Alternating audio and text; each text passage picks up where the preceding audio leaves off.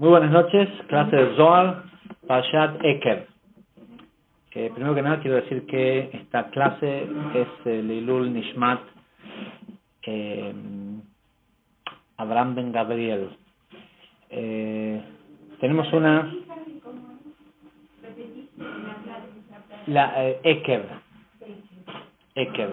Tenemos una porción que el nombre de la porción es sumamente controversial. Creo que no hay ninguna otra porción de la Torá en donde hayan tantos comentarios y tantas opiniones opuestas, o que al final todas terminan juntándose de alguna forma, respecto a qué quiere decir esta palabra Ekev. La traducción literal del hebreo de la palabra Ekev es talón. ¿Sí? Pero está puesta en un contexto de una oración en donde los sabios tuvieron que interpretar qué quiere decir si es que. ¿Sí? Porque es la única parte que le falta a esa oración. Y es totalmente descabellado pensar que, ¿sí? Imagínate que yo voy a decir, mira, si es que mañana sale el sol, voy a ir a la playa. Y que yo hubiera dicho, en lugar, si es que, no, talón sale el sol, voy a ir a la playa. Así es lo que aparece, y no solo eso, sino que la porción empieza diciendo, Vaya Ekev Tishmeun, si es que ustedes escuchan, está traducido, pero después de la palabra Veaya, hay una parada que se hace únicamente solo la persona que lee la Torá, aquel que le informa dónde están los ta'amim, las entonaciones de la Torá. Cuando una persona empieza a leer esta parashá, empieza diciendo, adelante, empieza diciendo, Beaya Ekev, pero la persona que le dicta al que lee, le tiene que decir Beaya y hacerle una seña para que el que lee pare y después lea la palabra Ekev por sí sola. Sí, hay ciertos lugares en la Torá donde, si bien no aparecen escrito en la Torá, los sabios establecieron que debe haber una pausa entre una palabra y otra, que crea una separación que tiene que ver con que no se junten las palabras. Porque viene al caso, vamos a leer qué dice Rashi respecto a esto. Porque es muy interesante ver la dificultad que todos tienen con esta palabra Ekev. Rashi dice lo siguiente. Sí, y pone entre paréntesis, como consecuencia de que escuchen, así es como traduce esta primera frase, porque en realidad lo que la porción dice, si ustedes escuchan los mandamientos que Dios le dio y los cumplen, van a tener todos estos premios. Pero más allá de eso, estamos hablando solo de estas primeras palabras. Y Rashi dice, si es que ustedes escuchan estos preceptos, que son ligeros, ¿sí? Simples, no son las grandes cosas importantes, y hace la interpretación que el ser humano suele pisotear con los talones. Todo esto para poder explicar el por qué está esa palabra talón como segunda palabra. Suelen pisotear con los talones. Ustedes escuchan, no son como los que lo pisotean, entonces van a tener el premio de... Y después hay un montón de distintas explicaciones, Voy a leer algunas nada más para ilustrar esta discusión sobre esta palabra.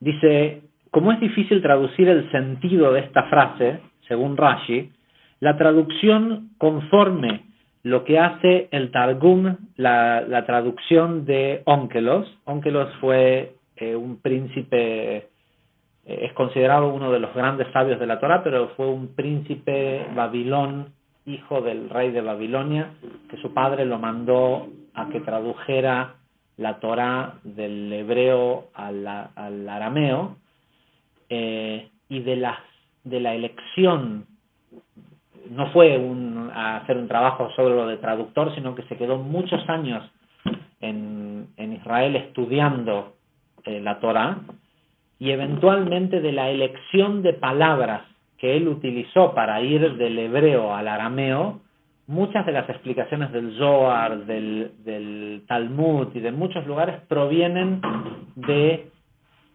la visión que Ónkelos tuvo respecto a qué quería decir, ¿sí? Una frase o un determinado término de la Torah. Dice que traduce la palabra Ekev por a cambio de, ¿sí? Ahora, si uno lo leyera como lo tradujo Ónkelos en arameo, acá diría, en lugar de como consecuencia, sino diría, y a cambio de que ustedes cumplan estos preceptos que son simples, van a recibir todos estos beneficios. Con lo cual empieza a haber alguna especie de punto de unión entre esta idea de que algunas personas pisotean estas cosas simples porque no son tan importantes. El concepto del talón como una zona débil, ¿sí? Porque siempre decimos, ¿no?, el talón de Aquiles, esta historia mística del talón de Aquiles es la misma, es el talón de Jacob, ¿sí? ¿Por qué? Porque es el lugar terminal del nervio ciático. Y una relación con una recompensa, ¿sí? Porque ya acá Ónkelos dice a cambio de, porque la parashá en sí habla de la recompensa que tiene cuidar o haber escuchado estos preceptos y llevarlos a cabo. Después hay otra explicación que dice, no hay en realidad preceptos ligeros en la Torá. Entonces, ¿por qué Rashi dice estos preceptos que son ligeros que otra gente pisotea con sus talones? Dice, no hay en realidad en la Torá preceptos ligeros, y menos tratándose de mishpatim, porque no está diciendo la Torá cuando generalmente quiere decir o quiere referirse a estos no es cierta la palabra que estoy buscando, a estas ordenanzas, ¿sí? La terminología que utiliza es Zot a Torah. Esta Torah, que Torah también quiere decir ordenanzas o leyes. Acá dice específicamente, si ustedes escuchan, et a mishpatim. Mishpatim son juicios, ¿sí? Son sentencias. Es decir, que ya estamos hablando de la consecuencia de algo. Entonces dice, no hay cosa ligera respecto a los preceptos de la Torá, especialmente cuando se habla de mishpatim, de juicios o sentencias, o las leyes que regulan el orden social y las relaciones interpersonales. Dice, no obstante, el cumplimiento óptimo de cada precepto implica llevar a cabo un conjunto de detalles de mucha precisión, ¿sí? Que es, se le acostumbra a decir los adornos de la mitzvah. ¿Sí? Hay la Torah solo dice, qué sé yo, te vas a lavar las manos en las mañanas cuando te levantes. Pero no dice cuántas veces tenés que lavarte y si son intercaladas y si son estas. Sí, hay un detalle del cómo se hace, del cómo se lleva a cabo ese precepto, que aparentemente lo que se toma a la ligera es el cómo.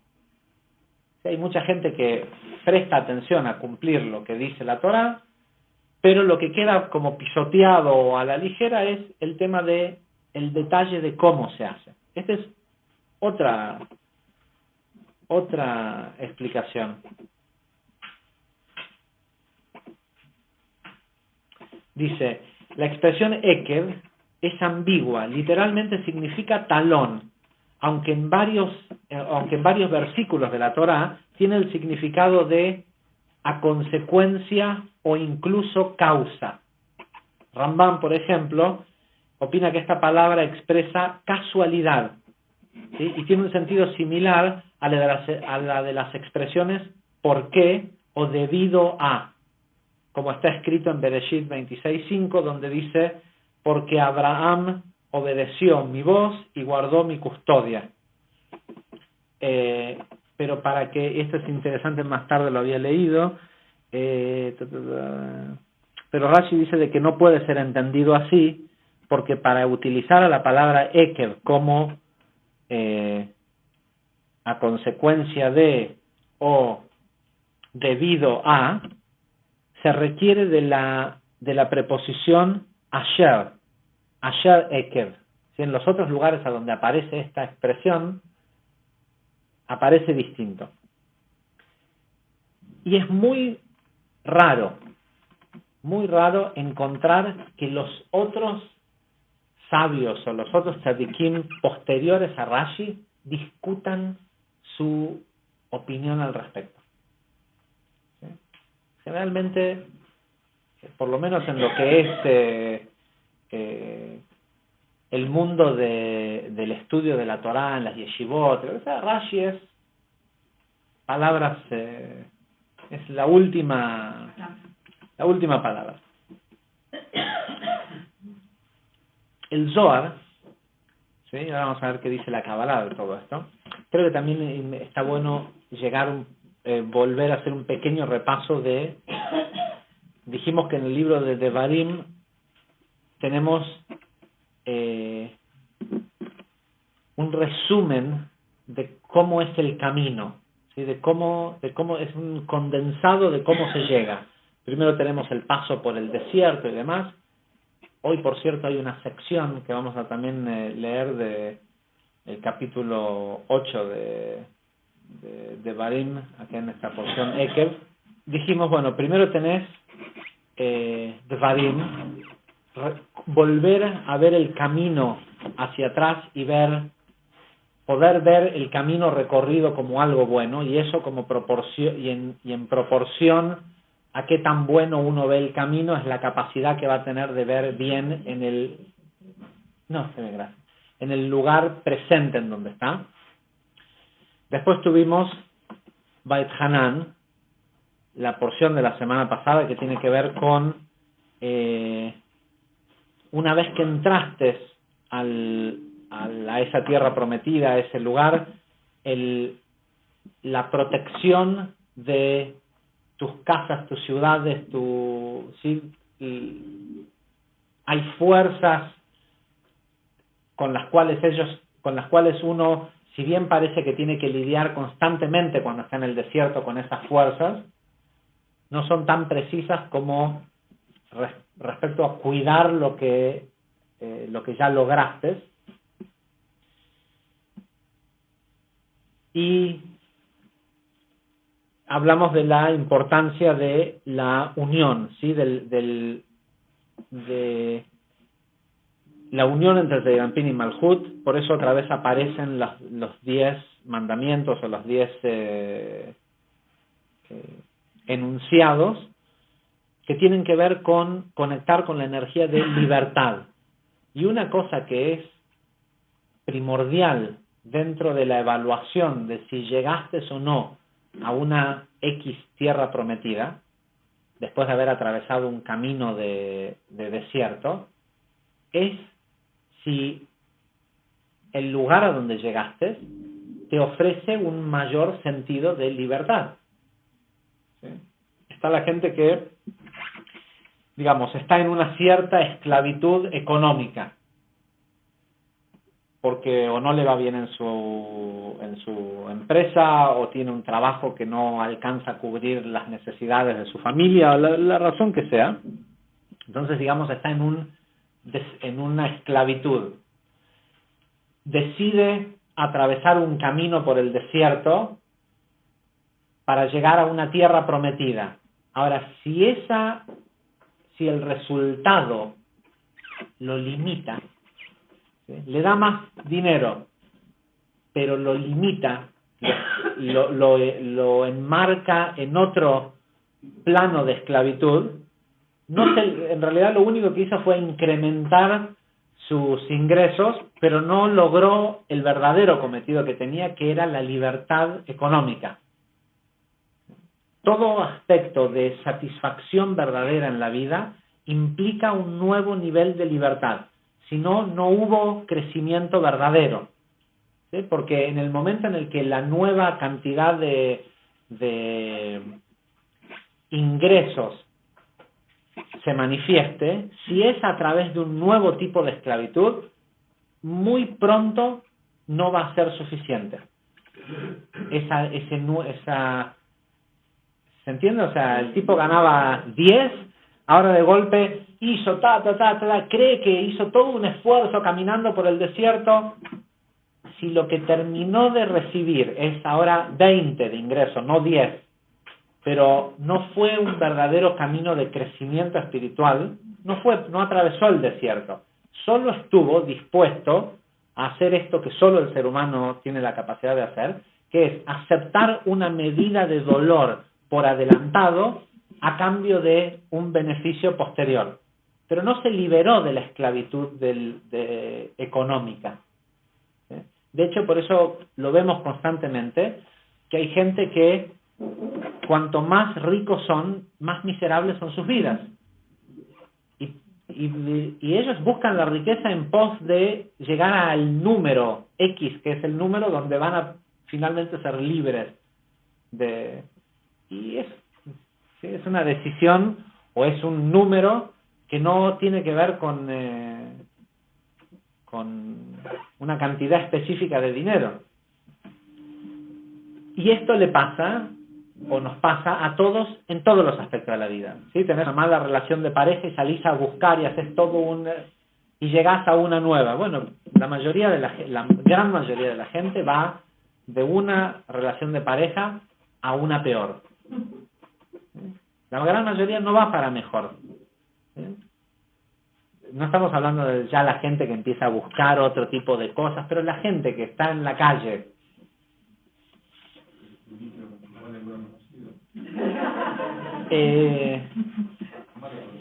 Hay una persona que es una persona muy poderosa acá en Argentina, tiene una empresa de transporte muy importante, tiene 11 hijos y estuvo casado creo que 6 o 7 veces. Y un día en una reunión hablando con él le digo, yo la verdad soy reincidente, pero solo 2 veces. Le digo, ¿qué se aprende de haber estado casado tantas veces? Me dice, mira, yo pensaba que mi primera esposa era una hija de tal por cual. Dice, mi segunda esposa me hizo ver que la primera en realidad no era tan mala persona. Pero la tercera y la cuarta me la hicieron ver una santa a la primera. Le digo, y todavía fuiste por... Claro. Pero en definitiva, ahora viene esta porción que nos toca ahora, tendría que tener, según el libro de Barim, que tiene todo un propósito de resumen de lo que es el trabajo espiritual, tiene que tener una pieza importante. Y la pieza importante es esta palabra Ekev, que literalmente quiere decir talón y no tiene otro significado más que talón. ¿Sí? y que evidentemente si hubiera estado en algún otro lugar de la porción enterrada en algún lado, no se hubieran pasado los sabios tanto tiempo discutiendo acerca de esta palabra, y lo más importante que tiene esta discusión es hacernos ver que esta palabra es importante. ¿Sí? Porque en definitiva, más allá de que nadie está de acuerdo, todos discuten sobre esta palabra, así que esta palabra debe ser importante. Y si no, ya sabemos que no le hubieran puesto a la parashá el nombre Ekev. El Zohar, por otro lado, empieza con un relato que pareciera que no, ¿qué tiene esto que ver? Empieza diciendo, vaya Ekev Tishmeon et Mishpatim, a él, estos juicios, y empieza a hablar sobre cuando comas, dice, cuando hayas comido algo y te hayas saciado y después bendigas a tu Dios. ¿Sí? Esto es una famosa frase de la Halta de Sabata: cuando comas y estés saciado, entonces vas a bendecir a Dios. Y después hay una seria discusión en lo que es la ley judía respecto a esto, porque la ley dice, si comiste un pedazo de pan más grande de una aceituna, tenés que decir la bendición del katamazón, la bendición después de comer. No te voy a decir de que si venís de un día de ayuno, pero digamos que te levantaste a la mañana, tomaste un café y saliste a mediodía, llegó el mediodía y lo único que encontraste para comer es un pedacito de pan del tamaño de una aceituna y te lo comes. ¿Estás saciado? ¿Sí? O sea, podés decir, comí y estoy saciado. ¿Sí? Aparte, Veajal de Besabata quiere decir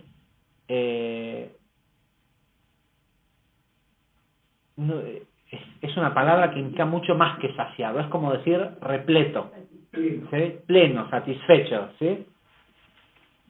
Ubeachta et Hashem elokeja, y bendecirás a Dios porque porque estás saciado.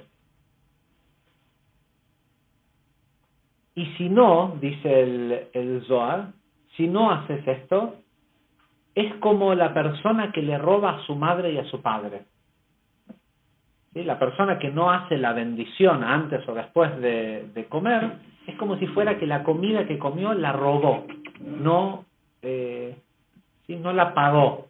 Bueno, pero yo fui a trabajar, me pagaron mi sueldo, fui al súper, compré con mi plata. ¿Qué me querés decir? De que porque no hice una bendición antes o después de la comida, es como si la comida que estoy comiendo es robada. Y el Zohar dice literalmente que sí. ¿Sí?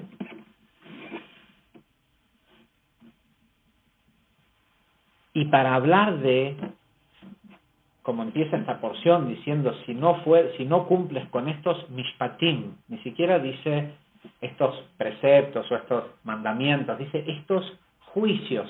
O sea, literalmente, aparentemente, no cumplir con estas cosas que parecieran simples, traen una gran consecuencia. Y evidentemente hay una lección espiritual que es mucho más profunda que simplemente, primero que nada, esta idea de bendecir a Dios. La pregunta sería, ¿cómo? ¿Dios ya no es una cosa bendita? ¿Requiere de que yo lo bendiga? Y hay un montón de discusiones que son súper interesantes acerca de, vos vas a decir una bendición antes de comer algo, ¿sí? Antes de comer una fruta y esto lo otro. Y se supone que tenés que saciarte y uno dice una bendición sobre algo que es, por un lado, algo que todavía no hizo, que es comer, por ejemplo, una fruta, y uno lo hace para, entre comillas, lo que dicen las religiones, para alabar a Dios por esto que... ¿Y si comes y la fruta está podrida? Es una buena pregunta, ¿sí? Vos querés conectar con la grandeza de Dios, todo, ¿y qué sentís en el cuerpo si hiciste una bendición y mordés el durazno justo donde está el gusano? ¿Sí? Y obviamente va más allá de la necesidad de Dios de que alguien lo bendiga, va mucho más allá de si la fruta está buena, si la cantidad de comida y demás, pero no va mucho más allá del ladrón. Por algo el Zohar habla de el que no bendice antes y después. Vamos a ver qué dice precisamente, vale la pena. Dice, es el versículo número 1 y esto es una sección especial del Zohar que se conoce como ¿cómo se le dice a una persona que cuida ovejas? El pastor fiel, se llama esta sección del Zohar. Dice, y sucederá que porque escuchaste estos juicios, ¿sí? Así es como empieza la Torah, y el Zohar empieza explicando. Dice, cuando comas y estés saciado, y entonces bendigas a Hashem tu Dios, de Devarim 8:10, dice, en esta sección nos están dando el mandamiento de bendecir al santo, bendito sea él. Es importante acá, esta traducción siempre aparece acá, esto, Akadosh Baruj Hu, se lo traduce como el santo bendito sea. Se refiere a lo que la gente le llama Dios, pero Akadosh Baruj Hu no es, también tiene la traducción literalmente de el santo bendito sea él, pero en realidad está refiriéndose a un nivel de conexión con Dios que es el nivel de Jochma, que es el nivel de lo que en la Iglesia Católica se conoce como Dios Padre, ¿sí? Es Abba de Zeyantin, el nivel digamos, es el nivel más alto de ese concepto que es Dios, al cual nosotros podemos conectar.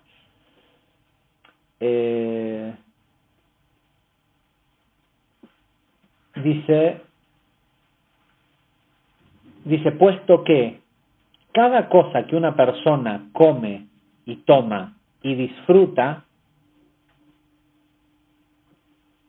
en este mundo, la persona que no lo bendice es considerada como si eso que comió o tomó se lo hubiera robado a Dios, ¿sí? Pero digo Dios, acuérdense a este nivel de Jochma, ¿sí? Si se acuerdan el árbol de la vida, nosotros decimos la luz viene de allá, de los Gimel Rishonot, okay. A esa parte de allá arriba, tratemos de no pensar en el concepto de un Dios y de todo esto, a ese lugar de donde viene la energía, si la persona no hace esta bendición antes o después, es como si lo hubiera robado de ese lugar.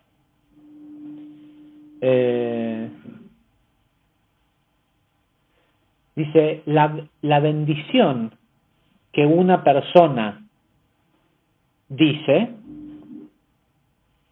tiene como propósito traer la vida desde la fuente de vida, que es Biná. Y la trae hacia el nombre del santo, bendito sea él, o sea, de Dios.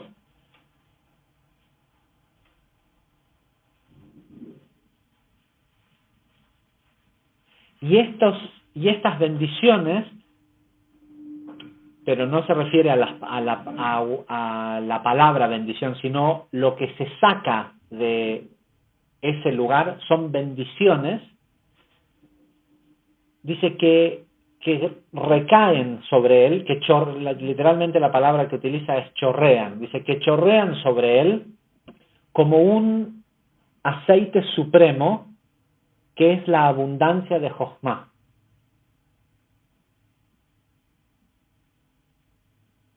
Y desde ese lugar son atraídos hacia los mundos inferiores. Es decir, ¿qué quiere decir que le roba a Dios? ¿Alguien le puede robar algo a Dios? No, Dios, ese concepto de la luz del Ein Sof, del mundo infinito, jamás le puede faltar nada porque tiene infinito todo, ¿sí? Es infinito y lo tiene todo infinitamente, con lo cual yo no le puedo quitar algo y que ya no lo tenga. Pero lo que sí puedo hacer es que el sistema que atrae luz a mi vida, que está conformado por estas 10 sefirot, 10 aspectos de la luz del Creador, requiere que la luz baje desde Jochma, que es lo que más similitud tiene con la energía de eso que la gente le llama Dios, ¿sí? Y insisto en decir eso que la gente le llama Dios, porque en la verdad ninguno de nosotros sabe lo que es, y ninguna explicación de ningún libro, esta es una cosa en la que la Kabbalah es muy clara, nadie te puede explicar lo que es la luz de Jochma. Es algo que simplemente la persona, a medida que crece espiritualmente, la empieza a experimentar. Y una de las cosas que tiene de experimentar la luz de Jochma es no darse cuenta que la experimenta. Con lo cual, la persona simplemente vive en un mundo donde ve el mundo totalmente distinto de como lo ve el resto de la gente, ¿sí? Lo ves lleno de cosas buenas y solo se cruza con lo bueno y todo, pero no te puede explicar cómo es, porque él no piensa que el resto de la gente ve un mundo distinto al que él ve, ¿sí? Entonces, que alguien te quiera decir cómo es Dios y esto, es todo filosofía barata, ¿sí? La Kabbalah claramente dice que la diferencia entre la filosofía y la Kabbalah es que la Kabbalah es un camino para llegar a un nivel de ser en el cual no necesitas explicarle a nadie cómo es el nivel en el que estás, ni tampoco tenés capacidad de explicarlo, porque ni siquiera te das cuenta que vos ves un mundo distinto que el que ve el resto de las personas. Entonces,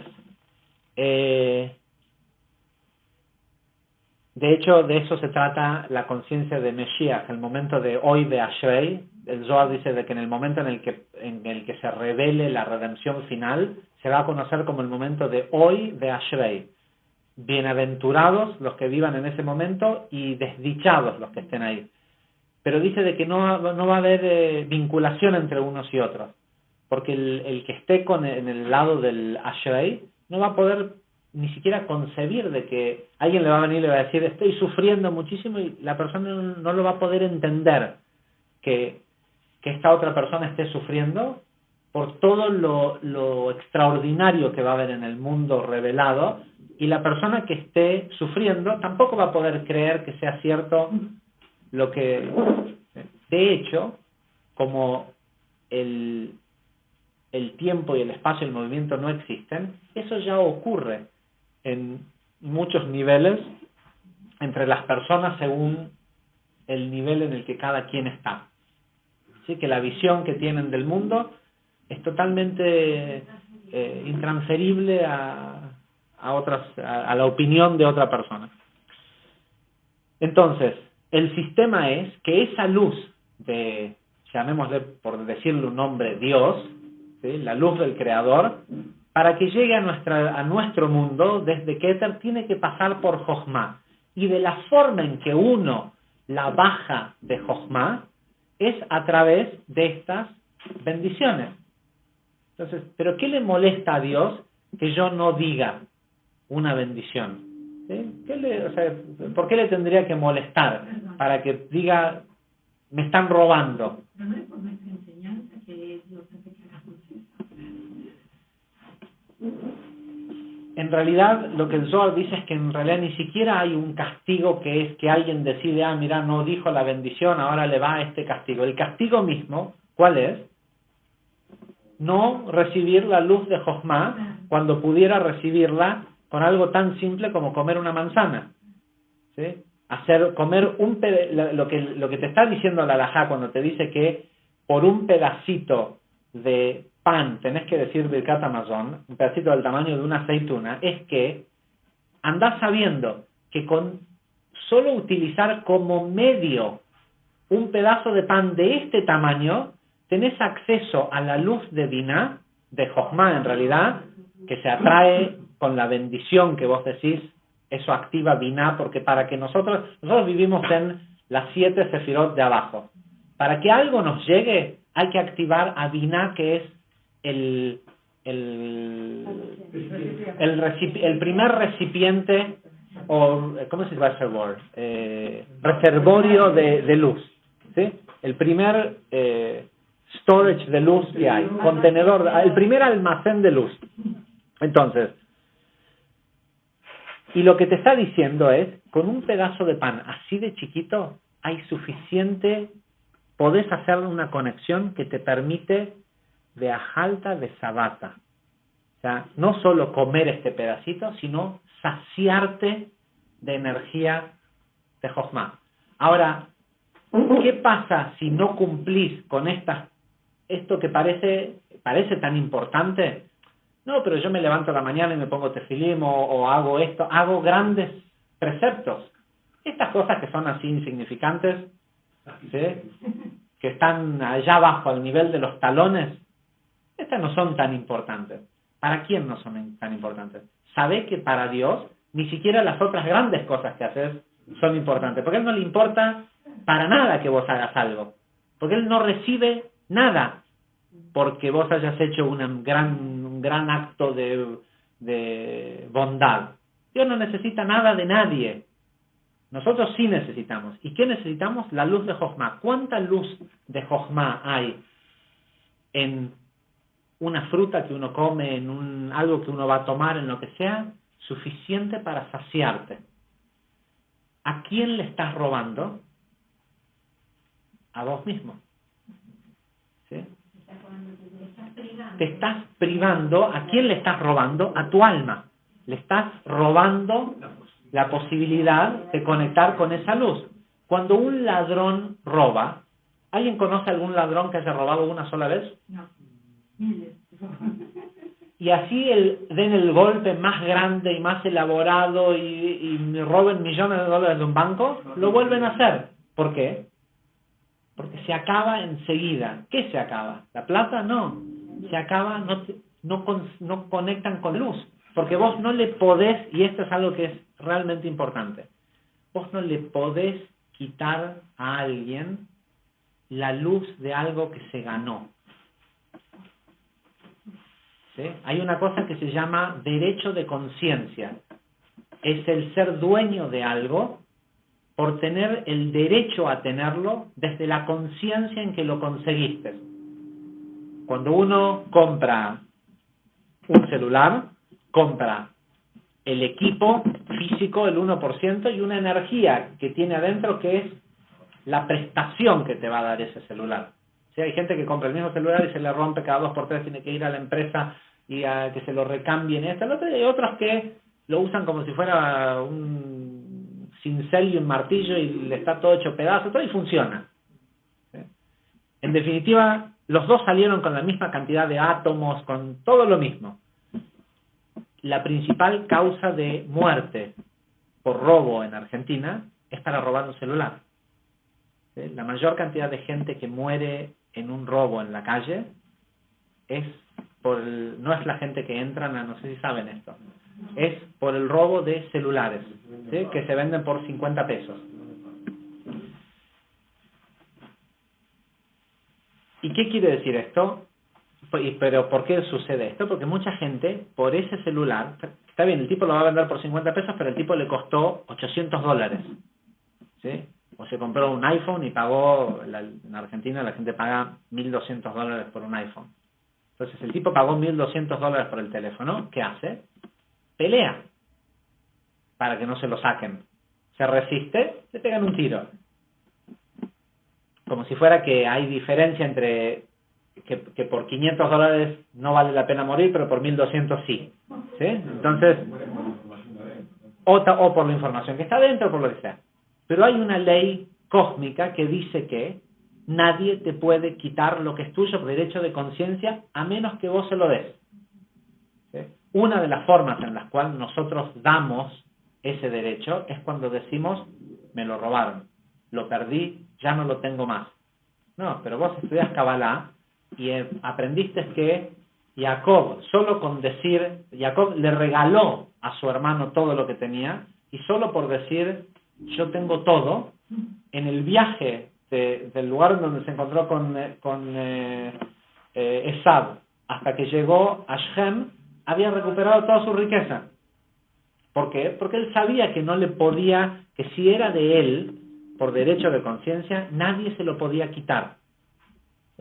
Entonces, una de las cosas que hay que hacer cuando se te pierde algo, cuando pensás que te robaron, lo que sea, es no reaccionar y decir, no, si eso es mío, tiene que aparecer. Porque la energía que eso tiene, a mí nadie me la puede quitar. Porque yo sé que los ladrones solo roban 1%. No pueden robar el 99%, porque para conectar con el 99% de algo se requiere ganárselo por derecho de conciencia. Y una de las formas que la Torá nos está diciendo que es nuestro punto débil es ese. ¿Sí? Creemos que nos ganamos la comida. Salud. Emes Genosa. Creemos que nos ganamos la comida trabajando y cobrando un sueldo. ¿Sí? Y la gran diferencia entre el hombre y el animal, el animal cuando sale a cazar y come, se lo gana porque el trabajo que él vino a hacer a este mundo es mantener un equilibrio en su medio a través de ejercer su capacidad de cazador. ¿Sí? Ese es su trabajo. Más allá de que después cuando lo ves en National Geographic te parte el alma que se lo coman, ¿sí? Pero la pasada una persona estaba contando de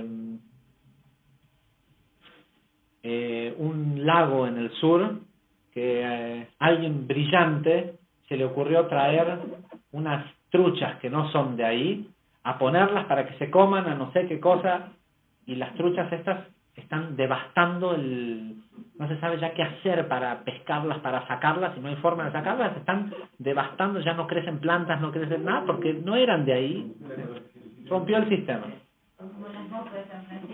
¿Cómo? Las moscas. En San Diego hay un caso que es genial, hay un parque nacional en donde empezaron por... es un lugar donde hay muchos ciervos. Entonces vino el hombre y quiso en esas mismas tierras cultivar. Y venían los ciervos y se comían los cultivos. Entonces no se les ocurrió nada mejor que traer pumas para que se coman a los ciervos. ¿Sí? Trajeron pumas de sudamericanos y pusieron... Y ahora los pumas se comen a la gente que camina por hay unos senderitos. ¿Sí? Cada 2 por 3 a un tipo se lo come. Estamos hablando de físico. También. Entonces, a Dios le molestaría si el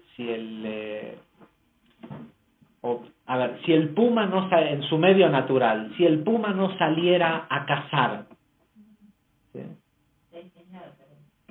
No está cumpliendo, él vino a eso. O sea, no puede decir, me estoy muriendo de hambre porque decidí ser vegetariano y mira, estoy queriendo ser espiritual, y no es la función del puma. El puma, o el depredador, se gana lo que vino a ser su alimento a través de cumplir su función. La diferencia entre la creación del hombre y el reino animal fue la creación de la conciencia del deseo de unirse al Creador. ¿Sí? ¿Qué quiere decir del deseo de unirse al Creador? Dvekut, ¿sí? Unión entre Zeranpin y Malhut, y entre las 7 sefirot de abajo y Jochma. Ese es el trabajo que viniste a hacer. Entonces, cuando pensaste que te lo ganaste porque saliste al mercado, saliste a cazar y conseguiste el contrato y lo cerraste y hiciste la plata y todo eso, nadie te dice que no lo puedas hacer, está todo bien. Pero el trabajo que el ser humano vino a hacer al mundo es unificar Jochma, traer la luz de Jochma a este mundo. ¿Por qué? Porque de la única forma que se conoce en Jochma cómo es comer una manzana, tomar un café, es a través de la conciencia del ser humano. De la misma forma que este mundo, para los seres humanos, carece de luz hasta que el ser humano, con su conciencia, baja la luz de Jochma a este mundo, aquellos mundos carecen de la sensación de la existencia del café, la manzana, porque en Atzilut, en los mundos superiores, que es la raíz del árbol, en la raíz no hay frutos. Está el ADN, ¿sí? En la semilla del árbol está el ADN de la manzana, pero uno no puede hacer un pozo y sacar de las raíces del árbol de manzana una manzana. ¿Por qué no? Pero si está todo, no, porque hay un proceso de manifestación de esa luz. La luz en la raíz es totalmente conceptual y sirve solo para acumular energía, ¿sí? Nutrientes, lo que sea, y distribuirlo a un proceso de manifestación. La fruta es lo último que aparece. Solo en los talones existe la fruta. Solo en el talón, en lo más abajo, que es donde nosotros vivimos, existe la manzana, la banana, el café, las casas, los edificios. Todas esas ideas que existen en el mundo de Atzilut solo se manifiestan en el talón. Pero por eso ese es nuestro punto débil. Y esto tiene una dualidad de forma. Una, hay que entender que todos sabemos que vos podés ser un genio y tener la mente más brillante del mundo y ser contratado para hacer, no sé, el desarrollo de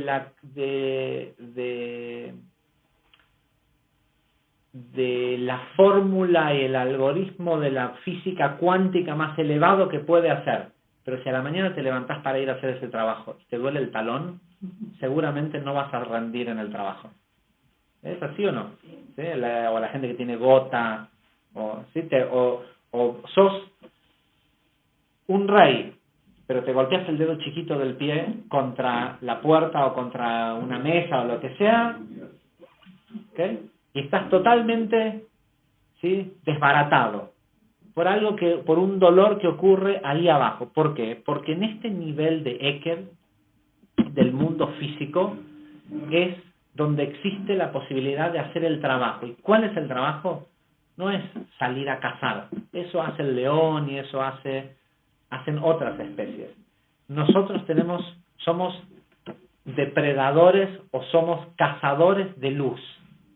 Nuestro trabajo es traer luz a Malhut, desde la raíz, traerla a que se manifieste en un fruto, y entendemos que ese fruto está hecho. Hoy, por suerte, tenemos la virtud de estar en una época en el tiempo en donde ya sabemos que el 99% de esa manzana es pura energía, ¿sí? Que los átomos tienen un mínimo porcentaje de materia sólida y todo lo demás es energía. Nuestro trabajo es conectar con esa parte, con la energía de la manzana. ¿Cómo se hace? Por eso la fórmula es Baruch, Atah, Hashem. ¿Sí? No es que es simplemente librado a las... Hay dos cosas que son importantes. Una es conciencia. Conciencia es algo tan simple como... Es un concepto que el Ramjal lo llama expander las fronteras de la Kedushá, de la santidad. Y eso se hace llevando santidad a todos los aspectos de tu vida, haciendo que no solo ir a una iglesia, a una sinagoga, o venir a una clase de Zohar, o sentarse a estudiar, sea algo que conecte con luz o con santidad, con algo sagrado, sino llevándolo a todo. Me siento a tomar un café, eso puede ser una experiencia sagrada. ¿Y cómo se hace? Hay dos formas. Una es la acción de decir una brajá, porque Baruch Atah Hashem no quiere decir bendito seas Dios que hiciste todo lo que se toma o la fruta de tal cosa o lo del árbol o de la tierra o de lo como sea que sea la fórmula de la bendición.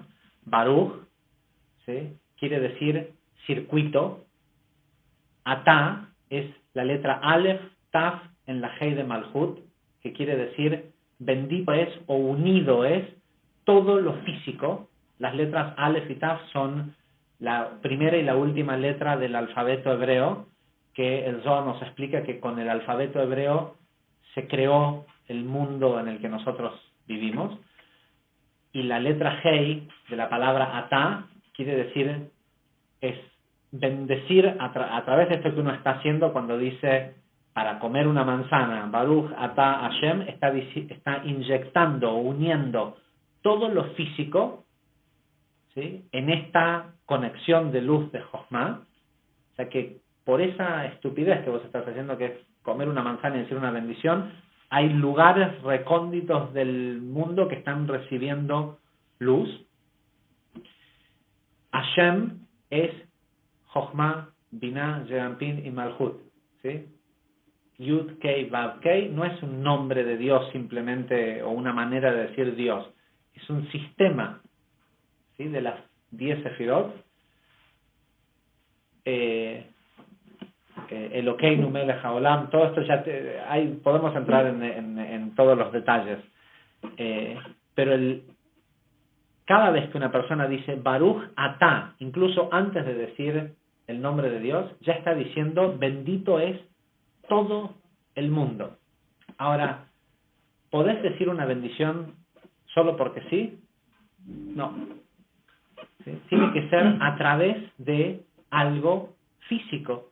Tenés que hacer una acción física o haber visto.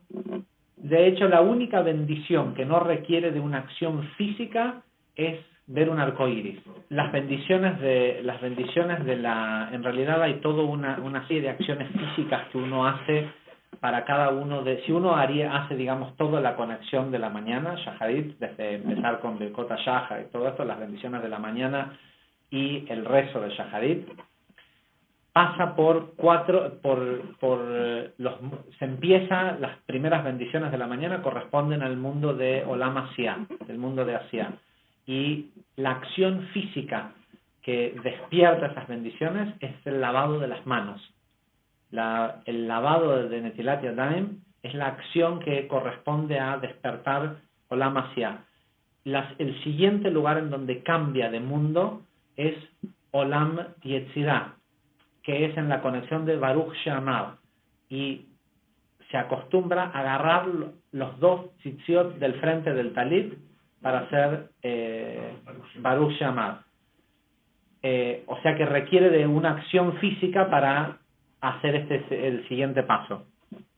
El siguiente es la entrada en Olam Briah, que es cuando uno hace Barjú, que además de hacer esta inclinación, se toman los 4 tzitziot del talit. Y en la entrada a Olam Atzilut, que es la entrada de la Midá, es agarrar los tzitziot y besar los tzilim de la cabeza y del brazo antes de entrar a la Midá. Si no hay una acción física que lo acompañe, de hecho vos no podés decir las bendiciones, o sea, lo primero que haces para hacer las bendiciones de la mañana es Netilat Yadayim. Decís Modeani, que no incluye ningún nombre de Dios. ¿Por qué no incluye ningún nombre? ¿Por qué no incluye? Porque tenés las manos sucias. Porque tenés todavía está la tumá, la negatividad de la noche sobre una parte de tu cuerpo, entonces hasta que no te limpias, no te lavas las manos, no podés mencionar el Yud Ke Vav Ke. De hecho, acá hago una aclaración porque es una pregunta o algo que veo mucho que la gente no lo hace necesariamente bien. La gente se levanta, y tal vez, bueno, no tiene mucho que ver con la clase de Zohar, pero la gente se levanta a la mañana, aquellos que lo hacen, dicen Modeani en la cama cuando se despiertan, se levantan, van, se lavan las manos y salen de el baño y dicen la bendición de Netilat Yadayim. Mucha gente lo hace así. Esto es incorrecto porque uno tampoco debe de decir a la mañana el nombre del Yud Kei Vav Kei antes de haber ido de cuerpo, antes de haber por lo menos orinado. Con lo cual igual uno se lava las manos y puede después, o sea, se lava las manos primero, va al baño, después se las vuelve a lavar, es más, puede lavárselas 5 veces más si por X razón tuvo que hacerlo, y la bendición de Netilat Yadayim se dice junto con las otras 18 bendiciones, pensando en que la primera vez que te lavaste las manos a la mañana, esa es la... Por eso estás diciendo esta bendición. Pero no se debe de decir la bendición de Netilat Yadayim si tenés ganas de ir al baño. Y generalmente cuando recién te levantas... ¿Cómo el día entonces? Él llamaba después de las primeras 18, o sea, de las 10 bendiciones de la mañana. El orden más abreviado que hay, si una persona tiene que viajar o tiene, por la razón que sea, tiene un tiempo acotado para hacer las conexiones de la mañana, es Birkot HaShachar, las 18 bendiciones de la mañana, lo mínimo, ¿no? Ashrei, las últimas 10 aleluyot que corresponden a de Keter a Malchut. Sí que es uno empieza después de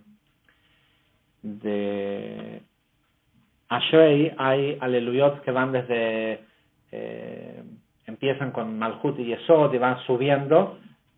Todo eso se puede saltear y ir solo a las últimas 3, que en algunos sidurim cabalísticos dicen Keter, Jochma y Binah, y de ahí saltar al Shema, y después del Shema la Amidá. Y si la persona no tiene tiempo para hacer la Amidá, con que aunque sea haga el Shema en la mañana, eso es, digamos, y después hay otro Shema que se hace a la noche. Entonces, por otro lado, otro aspecto de Ekev, una es esto de traer luz a este mundo. Y de alguna forma tenemos que entender que si tenemos acceso a este conocimiento y que si decir una brajá cuando uno come, hacer una conexión, cuando uno come una manzana, un esto, lo que sea, trae luz a todo el resto del mundo, alguna responsabilidad tenemos, ¿no? Y no digo que hay un tema de causa y efecto, pero lo que digo es que si no cuesta tanto, uno bien podría hacerlo. Por otro lado, está el hecho que dijimos anteriormente, que en la raíz no hay manzanas. Con lo cual, si bien la información está, es decir, en Olam Atzilut existe el teléfono, existe la computadora, la manzana, el asado, todo existe en concepto, ¿sí? Porque todo lo que alguna vez se iba a crear estuvo comprendido en el pensamiento de la creación. O sea que en Olam Atzilut todo existe conceptualmente, pero no tiene forma física. Y nadie conoce allá arriba qué gusto tiene un buen café, o un buen vino, o un buen queso, o una manzana, ¿sí? Sino por la capacidad que el ser humano tiene a través de su conciencia de compartir ese conocimiento. ¿Y cómo se hace? Simplemente apreciando que mientras tomo este café, yo digo café porque es lo que más me gusta y lo que más tomo, pero mientras tomo este café, estoy tomando algo físico y estoy recibiendo una gran cantidad de luz de Jochma que está ahí, pero también le estoy mostrando a Jochma qué gusto tiene el café. ¿Sí? ¿Cómo se siente tomar un café? Imagínate que están, que si ya crees en otros niveles de existencia y en otros mundos y en ángeles, ya están todos esperando, estás haciendo en la máquina express el café. Y están todos viendo, le pones, también le das la posibilidad de que sepan que a veces un café es mejor que otro. Sí, pero cuando lo haces, participar a los cielos en eso. Eso quiere decir expandir los límites de la santidad. Darle parte al cielo en lo que estás haciendo. Pero después cuando uno hace algo, no es en general, si uno hace algo con gusto y estás conectado con eso, a mí me hace asado. Sí. Cuando uno hace asado, me abstraigo de todo. Ok. Inconscientemente estoy haciendo lo que decís vos, pero porque no sé si se puede hacer inconscientemente. Estás recibiendo una gran cantidad, digamos, de energía que supera el poner carne sobre una parrilla. Trabajo una parrilla, no hace un asado. Yo en mi caso lo hago porque me gusta, no como día. Claro. Bien. La pregunta, hay un nivel adicional a ese, porque evidentemente lo que sucede es que vos de eso, que para mucha gente sería un pesar, un trabajo, le lográs sacar mucho más luz que el tipo que lo hace a cambio de un sueldo. ¿Sí? Si ya tenés acceso a esa mayor cantidad de luz, también pensá por ahí que si querés, a la gente le es más fácil pensar en este concepto de Dios, por eso digo Dios, ¿no? Pero pensá que si Dios se le ocurrió el asado con chini, ¿sí? Pero nunca pudo comer uno ni hacer un asado, vos tenés la posibilidad de participarlo solo pensando en que, solo este pensamiento, pensar que en este momento, porque yo estoy haciendo esto, en Atzilut, saben el gusto que tiene este pedacito que solo yo lo como porque soy el asador. Y va a ser más rico así. ¿Sí? ¿Hace falta decir la brajá o no? Para decir, sí. Es indispensable, si no, es como Es que no se pero, activa la clave. A ver, la brajá es el número de teléfono de arriba hacia abajo.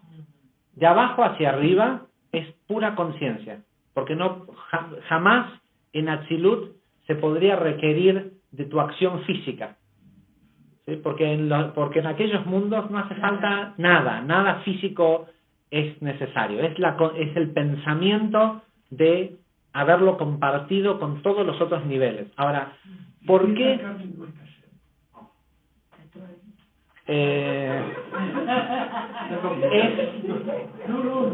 es para nada. No tiene nada que ver con el nivel de santidad que pueda tener el kashrut, no tiene nada que ver con el... No. Kabbalah es el nivel más alto que hay dentro del judaísmo. ¿Sí? No es que si es uno o el otro, no hay desasociación entre... Alguien dijo los otros días, lo que pasa es que ustedes, los cabalistas, le robaron al judaísmo No, adentro de eso que se llama el judaísmo hay un cuarto nivel de entendimiento de la Torah que se llama Sod, ¿sí? Kabbalah. ¿Qué quiero decir cuando digo no tiene nada que ver el kashrut con la capacidad de la satisfacción del pedacito de carne? Porque todos sabemos que si el pedacito de carne está rico, al cuerpo y a lo que sucede, ¿sí? Seríamos unos falsos si dijéramos, no, pero el tema del kashrut es únicamente una forma de preservar la armonía energética de tu cuerpo. ¿Sí? Lo único que impurifica al alma de una persona es que el cuerpo en el que habita sea ahorcado. La única cosa que puede dañar al alma a un alma de esas del 99% es que la forma en cómo hayan matado a esa persona sea ahorcado. Eso es... hay una sección en la... Javi, Sí. vos tenés a un amigo, ese amigo está arriba. Sí. Vos no querés puro ese amigo y decidís compartir con él algo que te purifica a vos.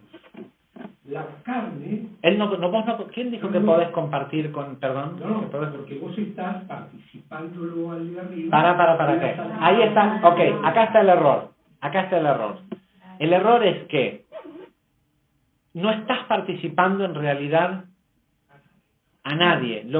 A quien estás participando es a tu existencia en los otros 125 niveles hasta llegar a Atzilut.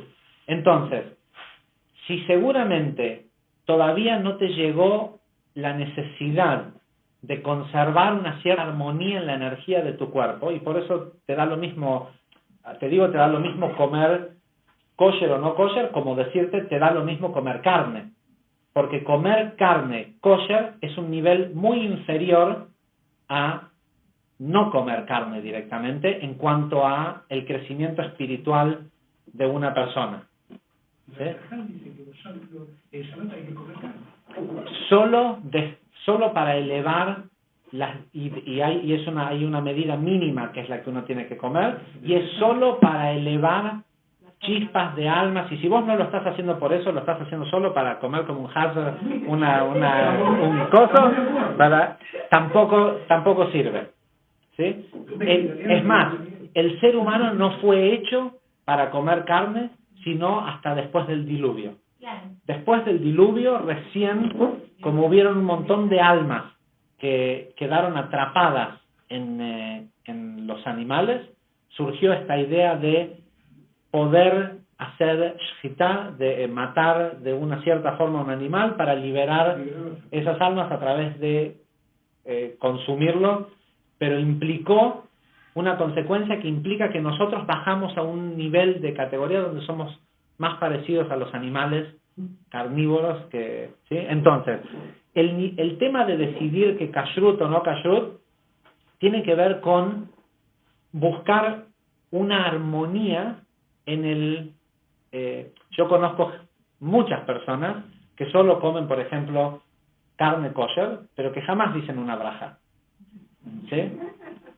¿Y por qué comen carne kosher? Porque sus papás ya comían carne kosher. ¿Y por qué? Porque le dijeron que si no, no vas a tener plata en el negocio. ¿Sí? O la razón que sea que te hayan dicho. ¿Sí? Pero en realidad, más allá del marketing, del cómo las religiones quieren hacer que la gente haga una cosa u otra, las cosas tienen una razón de ser única. ¿Sí? Y uno puede a veces, sobre todo cuando uno se pone a querer interpretar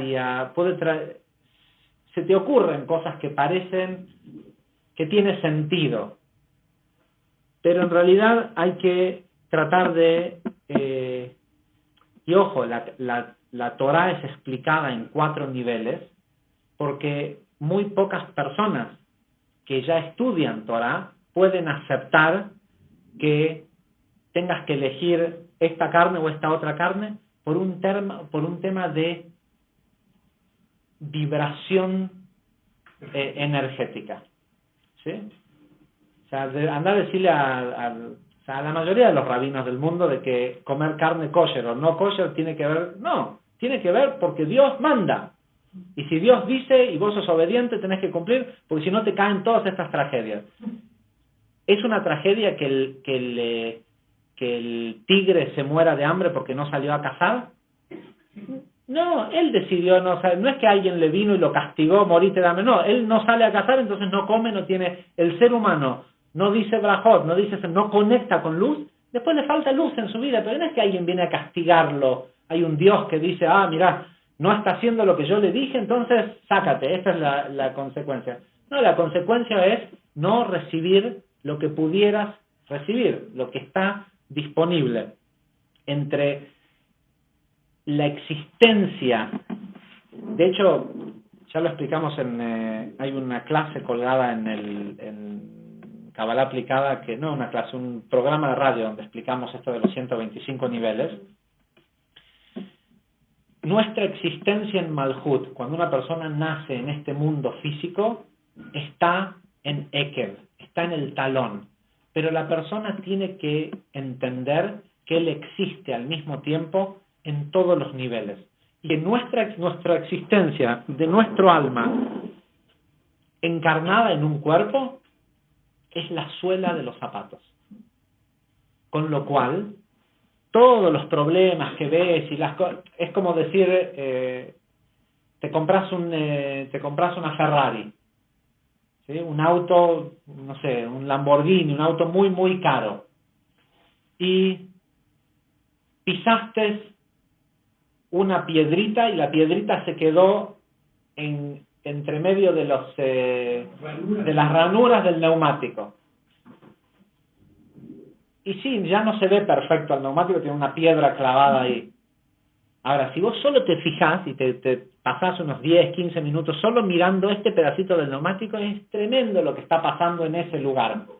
El 50% de esa situación que estás observando está afectada por una tremenda piedra que si vos lo mirás desde lejos, es la rueda que pisa, que parte y arriba hay toda una Ferrari. Nuestro alma, nuestra existencia es toda una Ferrari y nuestra encarnación en este mundo, en este pequeño tiempo que es la vida, es la suela de los zapatos. Entonces, ¿te vas a hacer tanto problema por si alguna vez pisaste caca? ¿Sí?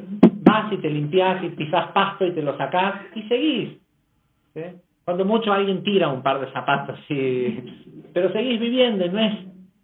Si uno empieza a ver la vida desde ese aspecto, donde la mayor parte de nuestra existencia existe en el pensamiento de disfrutar tomar un café verdaderamente, de hacer un asado, de compartir un momento, esa es la verdadera existencia, la que no importa, sino la que vos te permitís vivir en tu conciencia, vas a vivir pisando caca, lamentablemente. Es así. ¿Sí?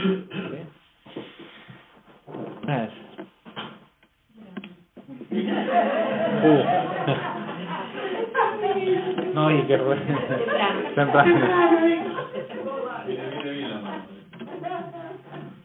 Pero vos podés reemplazar eso de repente por otra fuente.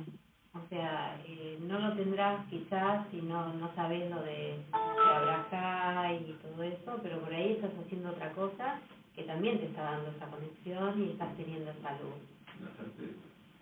Sí, otras cosas, digamos, en otra área de tu vida lo estás compensando. Vos podés cada oportunidad perdida es una oportunidad perdida. Vos podés estar recibiendo mucha luz de, no sé, te lo bajo a tierra. Vos podés estar recibiendo mucha luz de ser tutora de un curso de los secretos de la Kabbalah y ayudando a mucha gente. Pero hay un montón de luz más que podés recibir haciendo otras cosas también. Y si estuvieras haciendo esas otras, no disminuiría la luz que recibís. Y la gran pregunta es, ¿cuál es la diferencia entre una persona normal y un cabalista? Esto es algo que Rav Bramwell dijo, que es una lección alucinante. Dice, ¿cuál es la diferencia entre una persona simple y un mekubal, un verdadero cabalista? El verdadero cabalista lo quiere todo. ¿Sí? Lo quiere todo. No quiere un poquito de luz acá y dice, bueno, pero igual como ya recibo luz acá no me importa la otra. La quiere toda. Es un codicioso de luz. Tiene que entender que si quiere todo, tiene que estar dispuesto a hacer todo. ¿Sí? Pero un cabalista, porque ¿qué quiere decir lekabel, recibir? Es el tipo que quiere recibir, no quiere un poquito de nada. ¿Sí? Claro, y en ese lo más importante es que en ese lugar es más fácil recibir luz que saliendo a cazar. ¿Sí? De hecho, ahí uno puede aprender qué quiere decir cuando en el pshat, en lo simple de la Torá, alguien te puede decir, vos confía que si vos cerrás tu negocio en Shabbat, igual vas a vender más otros días, y ahí empieza un tema de tener que tener fe y un montón de cosas. Pero no, en realidad es una forma fácil de explicarte que si empezás a preocuparte en estar ocupado en las cosas que conectan con Binah, con Jochma, entonces vas a tener que... O sea, necesitas el vehículo por donde llegue el sustento. Pero ¿qué determina cuántas personas deciden entrar en tu negocio a comprar y no en el de al lado? ¿Sí? Lo brillante que sos vos para el marketing. ¿Sí? Hay cada tarado que es millonario vendiendo cosas que... ¿sí? ¿Qué es lo que hace que el sustento, que la felicidad, que algo llegue? El deseo de... Ahora, no sentís que tenés todo, que es lo que te hablabas la última vez. En realidad, vos podés sentir, yo tengo todo. Pero No necesito nada. Podés hacerte pensar que sentís todo, pero la pregunta es, cada quien sabe si realmente ¿Cuánto es? se siente entero. Todo es una cosa y tener todo es otra. Javier, al principio hablaste de las relaciones. Sí. El deseo de una relación nueva no sirve con este ejemplo, porque estás hablando del deseo que se puede. En realidad, Si hay una nueva relación, no puede ser mejor la anterior. no viniste a tu veas. Pero ¿escuchaste el audio? Te recomiendo que lo escuches. ¿Por qué? Porque habla específicamente de esto, que los personajes son irrelevantes. En realidad hay un ideal en las almas que hay dando vuelta por ahí, que uno tiene que salir a buscar ese ideal, ese alma, que es el alma gemela de la persona. Pero muchas veces la gente ya está con su alma gemela y no puede conseguir la satisfacción o la luz que realmente está buscando de ese aspecto que es las relaciones de pareja. La mayoría de la gente no está con su alma gemela, seamos honestos, y está bien. Por eso dentro de la Kabbalah, incluso de la ley judía, el divorcio está permitido desde siempre. Menos mal que hay excepciones. ¿Qué quiso decir eso? Que hay excepciones. De que esté permitido. Sí, Claro que sí, claro que sí. El tema Lo que pasa es que pasan muchos años en que darse cuenta. No siempre lo que parece es. Y muchas veces están luchando para entender que es tu alma gemela. Y el alma gemela muchas veces es la madura. Es la que te hace ver las cosas que no querés ver. Es la que te hace padecer las cosas que no querés padecer. Yo estoy en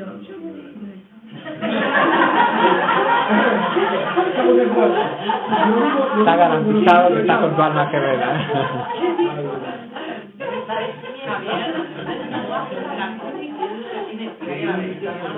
Pero, ¿otra vez?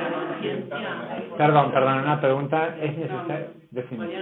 No, que no basta con la conciencia, sí o sí es necesaria la bendición. La bendición es parecido a discar el número de teléfono en un teléfono. La manzana, el pedacito de pan se convierte en un medio, se convierte en el teléfono. Pero si vos no sabés, si no discás el número y apretás send, no. Sí, tengo muchas ganas de. ¿El número? No. ¿La de la manzana? ¿Para una manzana, por ejemplo? No, para lo que sea. No, es que hay específicas para... Muy difícil. No son tantas. Hay 6, 7. Hay una que es para todas las... Te referís a comer y... En general, para eso. Sí. Hay una que es para todo lo que tiene que ver con comer harinas, cualquier cosa hecha con harina que no sea pan. Está hamotzi, que es para pan, todo mezonot, que es para todo lo que es hecho con harinas, y las voy diciendo en el orden en el que uno debe decirlo si es que hay más de una cosa para comer. Tienen jerarquías, y la jerarquía depende de la cantidad de energía que ese tipo de alimento puede transmitir. Después vienen las frutas de árbol, ¿sí? Y hay algunas especies de frutas de árbol que llevan una bendición distinta al final, que son los dátiles, higos, granada, uva y aceituna. Lo mismo trigo, sí. Y por supuesto los granos con los que se puede hacer pan, ¿no? Esos también llevan una bendición distinta después. Lo que se llama como brajá jroná, la bendición después de haber comido. Después siguen los frutos de la tierra, cualquier cosa que crece de un arbusto o debajo de la tierra, una papa, una zanahoria, una mora, cualquier cosa que crece en un arbusto o en la tierra. Y después viene otra que es Sheakol, que es para todo lo demás. En el libro de Kabbalah, creo que estando, digo, no sé, un librito con todas las oraciones, yo las leí, ¿son esas? No me acuerdo, pero puede ser que sí. Que estén ahí. Las tenés que memorizar, las podés mirar. Sí. Yo no me tengo un problema cuando alguien que diga, yo lo hablo, yo no Hay me que pronunciarlo. Aunque no sea en voz alta, pero que aunque murmures. Está bien, Sí. murmurar. Y lo importante es que vaya acompañado de la conciencia. Hay muchísima gente que sí, mientras viene a la boca el objeto va saliendo sola ¿Deben ser pronunciadas correctamente?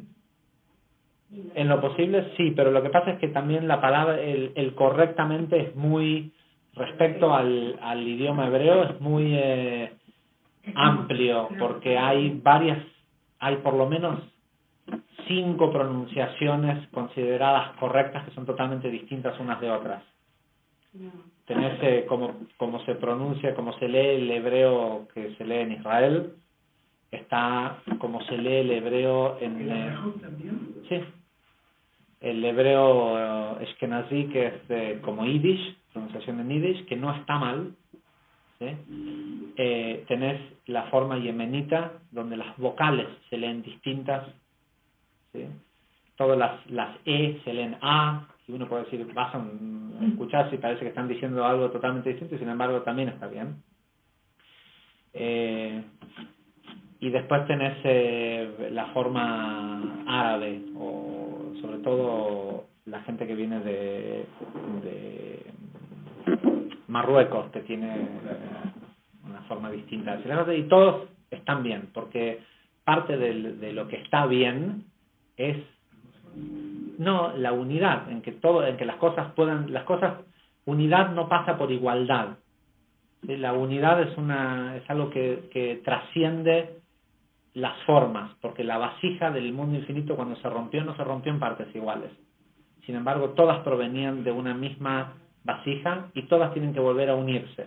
Entonces, la unidad no es uniformidad.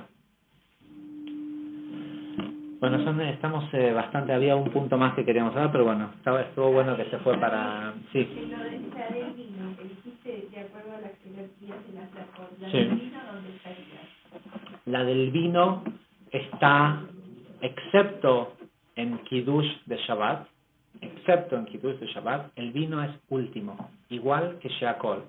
Por eso es que cuando se dice Kiddush en Shabbat, se tapa el pan que está sobre la mesa, porque no debería de decirse primero, debería decirse último. Pero por eso se lo tapa el pan. El Shulchan Aruch dice que es para que el pan no se ofenda, que no vea que están diciendo, pero en realidad lo que es que es el mismo concepto de una mejitza, separa las energías, entonces es como si no estuviera. La razón igual uno pudiera decir, entonces ¿para qué poner pan la mesa? Entonces decir Kiddush y después poner el pan, es difícil bajar. Y esto es general para una mesa de una casa, es difícil que baje bendición a la mesa de una casa que no tiene pan, que no tiene o mezonot o algún tipo de...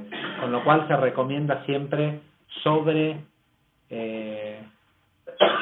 la mesa donde comes tener pan. Yo, por ejemplo, lo que hago es que los lechem apanim, los 12 pancitos que se usan para hacer la conexión de Shabbat, que son de masa, pero están como disecados, por decirlo de alguna forma, o sea, no son comestibles, están siempre sobre la mesa.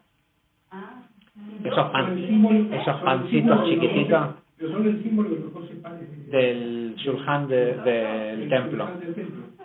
Sí. 6 pancitos largos y 6 pancitos redondos. Chiquititos. Claro, no son... A ver, no son simbólicos.